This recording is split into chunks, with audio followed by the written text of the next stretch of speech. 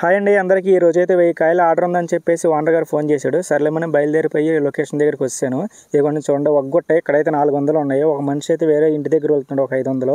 సర్లేమని చెప్పేసి ఒలుస్తూ ఉన్నాము. చూడండి చుట్టూరు కోకో అరటి తోట అనమాట. దోమలు మాత్రం తెగ కుట్టేస్తున్నాయి. అయినా సరే నేనైతే నవరత్న బ్యాట్లు అయితే మర్చిపోయి వచ్చాను. అయినా సరే ఒలుస్తూ ఉన్నాను.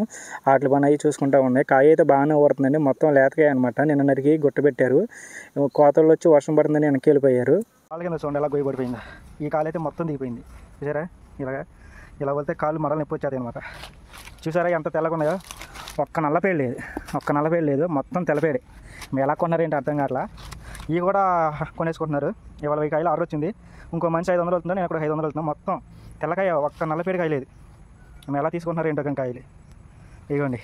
మొత్తం తెల్లపేడు కాయలు నిన్నే నరికారు. ఇవన్నీ బొండాలకు వెళ్ళిపోతాయి. అయినా సరే ఒలిసి లోడ్ చేసేయాలంటున్నాడు ఎవరో మహానుభావుడు. నాన్నగారు వచ్చే టైంకి 200 అయితే ఒలిచాను. బస్తాలు పట్టాను. బండి మీద జారేస్తున్నాడు. ఎందుకంటే ఆటో రాదు కాబట్టి మొత్తం బురద అయిపోయింది. వర్షం పడి బండి మీద జారేస్తున్నారు అనమాట. మళ్ళీ వచ్చాడు. మళ్ళీ 200 ఒలిచాను. ఒలిపోతే అయిపోయింది. ఈ కాయలు అయితే ఇంటికి తీసుకెళ్ళిపోతాక రెడీ అయిపోయాం అనమాట. 100 కాయలు కురుడీలు తీసుకొచ్చారు. 100 కాయలు కూడా ఒలిచేసి ఇంటికి వెళ్ళిపోయాము. ఈరోజు నా సంపాదన 500. మీరెంత సంపాదించారు కామెంట్ చేయండి. అలాగే వీడియోకి లైక్ చేయండి. Thanks for watching.